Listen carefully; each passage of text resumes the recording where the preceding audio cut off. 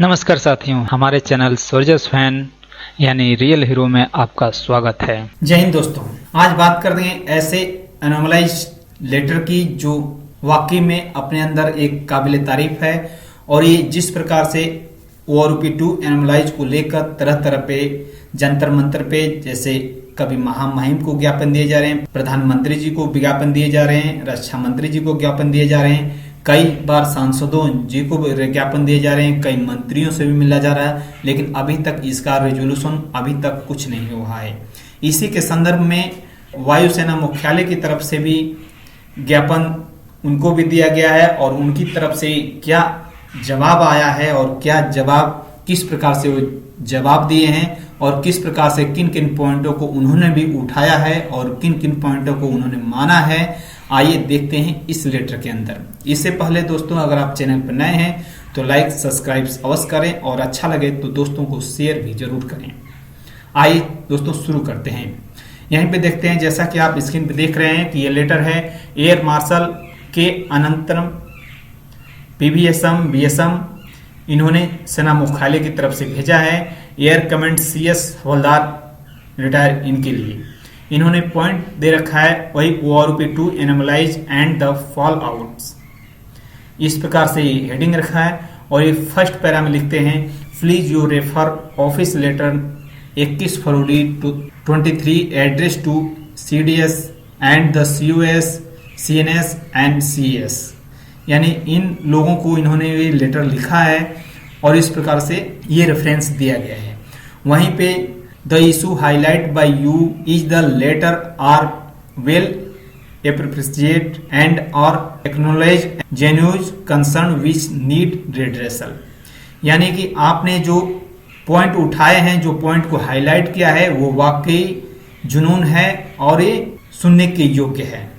वहीं पे दूसरे पैरा में लिखते हैं at the outset I would like to assure you and the large ex serviceman community that the service headquarter is seized of the numerous grievances related to ORP2, यानी कि आपकी तरह ही बहुत से एक्स सर्विसमैन कम्युनिटियां भी इस ORP2 से related grievance डाल चुकी हैं। This headquarter is taken appropriate action to take up all the relative and burning issue related to ORP2 with the concerned agencies for suitable and timely resolution, यानी कि this headquarter यानी यह headquarter action take up किया है जो burning issue है ORP2 के बारे में, जो एनोमलाइज हुई है आप ORP2 में, उनसे कंसर्न्स जो एजेंसियां हैं उनसे एक्शन लिया है और लेटर भी लिखा है और ये टाइमली रेजोल्यूशन भी हो जाएगा। इस प्रकार से तीसरे पैरा में है। वहीं पे तीसरे पैरा में लिखते हैं कि are you well aware ORP2 has been implemented by MOD DSW vide letter number so and so dated 20 January 2023। यहाँ पे सबको ये पता है कि ये लेटर 20 जनवरी 2023 को जारी हुआ था MOD की तरफ से, वही लेटर का रेफरेंस दिया है जो ये सबको पता है। वहीं पे आगे चलते हैं। Resolving anomalies in 7 CPC matrix respectively in table 7 और 8, यानी यहाँ पे टेबल 7 और 8 का जिक्र किया गया है। जो 8 नंबर टेबल है जो एक्स पे से रिलेटेड है, जो एक्स पे का जो 6200 कर दिया गया है। वहीं पे इसमें क्या है, it is submitted the anomalies of the 7 CPC matrix having no linkage with ORP table publish in table 7 और 8 of the policy under reference, यानी कि यहाँ 7 CPC के पे मैट्रिक्स से कोई लिंकेज नहीं है जो टेबल 7 और 8 जो इस पॉलिसी के अंदर बनाया गया है। This table has been drawn by using live data of pension and not that of the paid drawn, यह टेबल लाइव पेंशनर्स के लाइव डाटा के अनुसार से बनाया गया है कि न कि पेड ड्रॉन के हिसाब से। This pension show in these tables has been populated accordingly। वहीं पे अगले पॉइंट पे चलते हैं कि 5 नंबर पॉइंट पे NCOs of X group divided into pre 2016 and post 2016, जैसा कि आप इसमें टेबल नंबर 8 के जरिए आप ये जान सकेंगे कि नहीं एनसीओज ऑफ जो 2016 से जो पहले रिटायर हैं और जो बाद में रिटायर हैं उन दोनों लोगों के बीच में अंतर रखा गया है। There is no express reason for having restriction in the ORP2 table. इससे कोई भी सटीक रीजन नहीं है जो इस प्रकार से ORP2 में यह डिस्टिंक्शन लाया गया। Logically there should have been one table, जबकि दोनों का एक ही टेबल होना चाहिए, और and the new X group should have been to determined for the revision of pension in प्री-16 रिटायरी 2। और ये प्री-16 जो रिटायरी हैं जो 2016 के पहले के रिटायर हैं इनको भी एक्स पे के हिसाब से ही डिटरमाइन करना चाहिए, इनको भी मिलाना चाहिए, इसके ऊपर भी ध्यान देना चाहिए। वहीं पे this issue had been identified as an anomalies and has been taken up with MOD for resolution. और इस इशू को आइडेंटिफाइड किया गया है और ये एनोमलाइज है और इसके ऊपर टेक एक्शन लिया गया है और MOD को लेटर भी लिखा गया है और जल्द ही इसका रिजोल्यूशन निकाल देगा। वहीं पे 6 नंबर पैरा में लिखते हैं removal of classification between regular and honorary rank. This is an large policy issue and even in service there is distinction maintained between these two ranks. यहाँ पे इसके बारे में बताते हैं कि ये पॉलिसीज ऐसे है, इसमें ये ऑनरी रैंक के रेगुलर और ऑनरी रैंक के बीच में पहले से पॉलिसी बनी हुई है और ये पॉलिसियां चल रही हैं, इसी प्रकार की पॉलिसियां बनी हुई है। The honorary rank is some time granted even after retirement, क्योंकि ऑनरी रैंक कुछ केस में आफ्टर रिटायरमेंट दिया जाता है, like in the case of honorary havildar in the Indian army. जैसे हवलदार, इंडियन आर्मी के हवलदार को आफ्टर रिटायरमेंट दिया जाता है। Hence this issue cannot be taken up at this stage। इसलिए यह इशू एक्शन लेने के लायक नहीं है।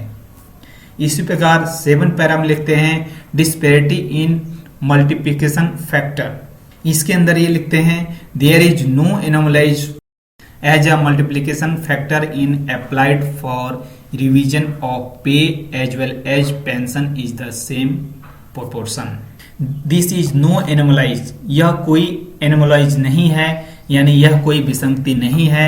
As the multiplication factor is apply for revision for pay as well as pension, क्योंकि मल्टीप्लिकेशन फैक्टर ये पे पर भी अप्लाई होता है और उसी तरह से पेंशन पे भी अप्लाई हुआ है सेम अनुपात में। It is felt that the pursued anomalize and maintains cannot from the basis of taken up with the MOD।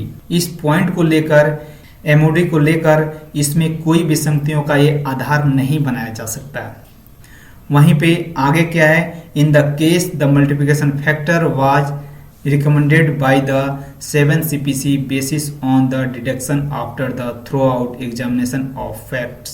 The multiplication factor का जो 7 CPC के अंदर जो बेस लिया गया है उसे फैक्ट्स के आधार पर एग्जामिनेशन उसका किया गया है। Thereafter the same was concern and approved by the cabinet. Cabinet के द्वारा इसे अप्रूव्ड किया गया था और यहाँ पे इसे रिलेटेड चेक किया गया था। It is felt that there is no related is taken up in the issue of an anomalies. इस प्रकार से इसके ऊपर कोई एक्शन नहीं लिया जा सकता है कि ये एनोमलाइज के अंदर ये इस प्रकार का इशू है। वहीं पे 8 पैरा में लिखते हैं एनहेंसमेंट इक्वलाइजेशन ऑफ MSP। यहीं पे इसके जवाब में क्या लिखते हैं, the MSP has been factored in the pension which from the basis of drawing up the ORP2 table as the data of pension relating to 2018 of current retiree including MSP। यहाँ पे जो MSP का इन्होंने point दिया था इसमें इससे कटाच लेते हुए, इससे साइड होते हुए वो सीधा साफ साफ यहाँ पे ये कह देते हैं कि जो ORP2 में जो पेंशनर्स का जो डाटा लेके ORP2 बनाया गया है उसके अंदर रिटायरी इन 2018 जो 2018 में जो रिटायरी हैं उनके अंदर MSP इंक्लूड है और उसके साथ ही बनाया गया है। The enhancement of MSB is a पे कमीशन मैटर। और ये एमएसबी का पे कमीशन का मैटर है और ये पे कमीशन ही सुलझा सकता है, इसलिए इससे भी ये कोई इसको रिलेटिव नहीं मानते। 9th पैरा में है the micro issue concerning share sample data concerning for promulgation of OROP table and promulgation of separate table of group x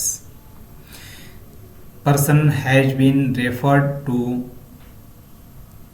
यहाँ पे बताते हैं कि ओआरओपी टेबल से जो कंसर्न डाटा है और एक्स पे का जो रिलेटिव डाटा है एमओडी को भेज दिया गया है और वहां से सॉल्यूशन वहां से आपका निकल जाए। तो दोस्तों for your kind information please, और ये आपकी जानकारी के लिए ये लेटर बताया गया है। तो इस प्रकार से दोस्तों ये आपने देखा जो लेटर है इस प्रकार से यानी सेना मुख्यालय की तरफ से भी इस प्रकार का जवाब आया है, जिसमें कुछ पॉइंटों को लिया गया है और कुछ पॉइंटों को माना गया है और कुछ पॉइंटों को नहीं माना गया है। जो उन्हें जुनून लगा इस प्रकार से उन्होंने आंसर दिया है। आप दोस्तों के साथ शेयर करें और लाइक सब्सक्राइब करें। ओके दोस्तों, धन्यवाद, जय Hind. Like share and subscribe करें, सतर्क रहें, सुरक्षित रहें, अपने दोस्तों का ध्यान रखें तथा अपना व्यक्तित्व इस प्रकार विकसित करें कि आपके साथ बच्चे, बुजुर्ग, महिलाएं आपके साथ सुरक्षित महसूस करें।